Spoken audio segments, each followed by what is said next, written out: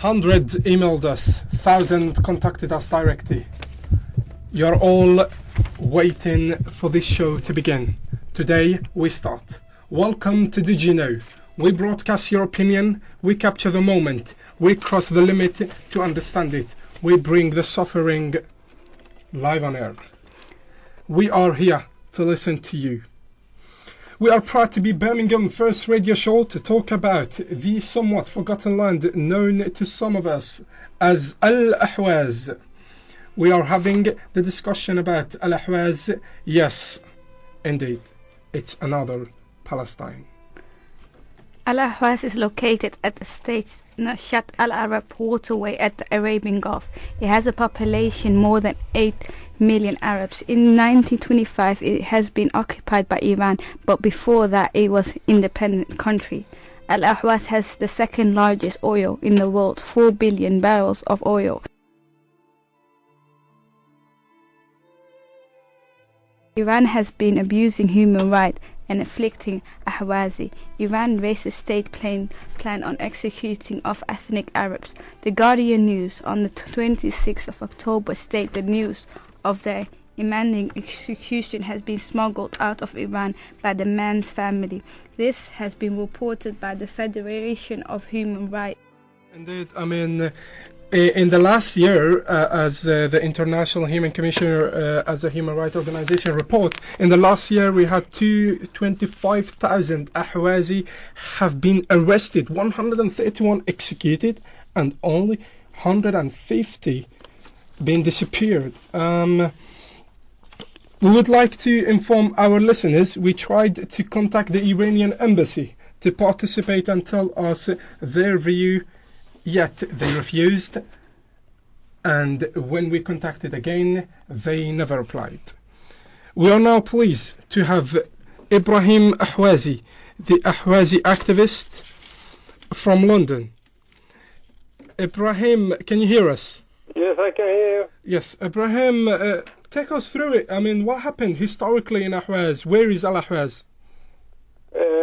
Thank you very much for having me. As I mentioned in my previous interview with you, the Ahwaz is an Arab land and is strategically situated at the tip of the east coast of the Arab Gulf and the Shatt al-Arab waterway.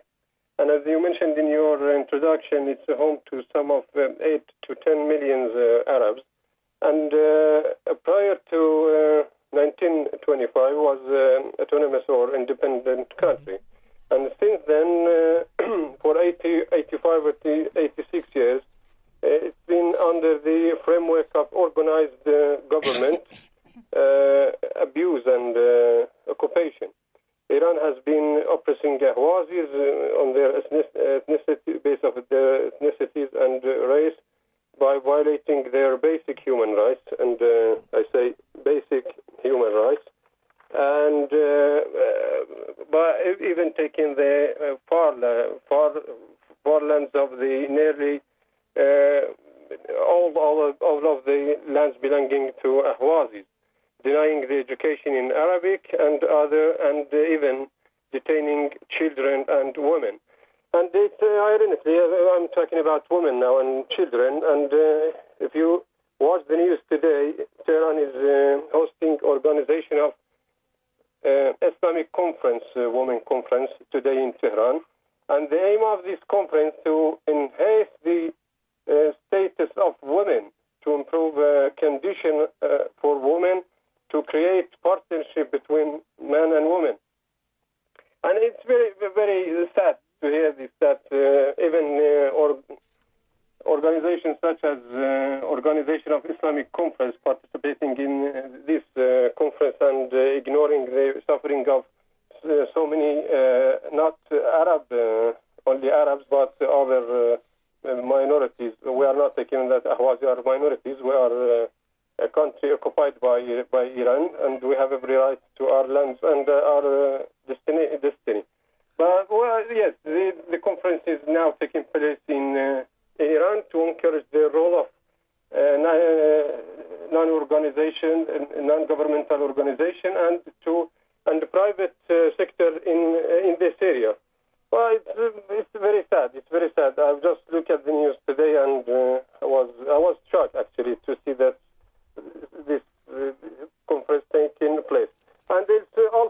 internationally, it's very sad to just inform your listeners that on 28th of April 2010, Iran was elected as a member of the Commission on the Status of Women for 4 years, and which will start from 2011, and its last session will be in 2015.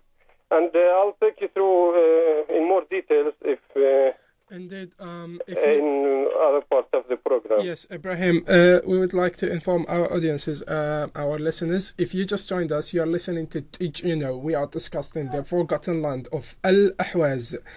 Call us on 00121 772 8892. Text us on 079 26 84 3388. Mr. Ibrahim, we heard of the 2005 Intifada, the uprising. We have numerous numbers of documents of the human rights organization and the Amnesty International, who all condemned the abuse of human rights in Al-Ahwaz. We heard that on Friday the 3rd of December 2010, just a couple of weeks ago, people including a poet and artist were hung in public. Mr. Ibrahim, what is happening in Ahwaz now? How are the people? What is your current update? Well, I'll just let you, again, go back to what I said. It's just systematic, and the abuse is every day. The maltreatment ill-treatment is every day. And you mentioned the Intifada. In this uprising in Al-Ahwaz was triggered by a letter signed by Vice President, then Muhammad Khatami, to relocate Arabs and replacing them with Persians, non-Arabs, and other ethnicities of Iranian background. And they intend to change the population demography of Arab and their appropriate resettlement to other parts of Iran. And it ironically says that, I quote, that in his letter, Mr.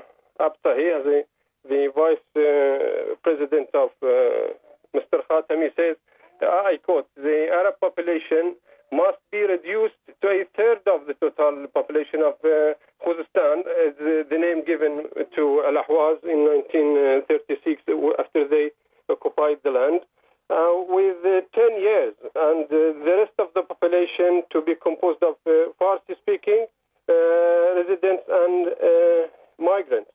And again, I quote that the Arab population must be reduced to a third of the total of the region. And it's as a result of that, people participated in a demonstration against this letter, and were faced by very, very harsh treatment. And as you mentioned, thousands of people were detained, hundreds were killed, and they are under torture even now. And it's been condemned by several international organizations, including the Amnesty International. Excuse me, Ibrahim, can you repeat yourself? Repeat yourself twice. I can't hear you. Could you repeat yourself twice, please? What you just said. Hello? Hello? Mr. Ibrahim, could you actually... Yes, I can hear you now. Could you actually repeat twice what you said? I was talking about the Al-Intifada, the uprising of 2005. That there are still Ahwazi in prisons and under torture in Iranian prisons, and many international organizations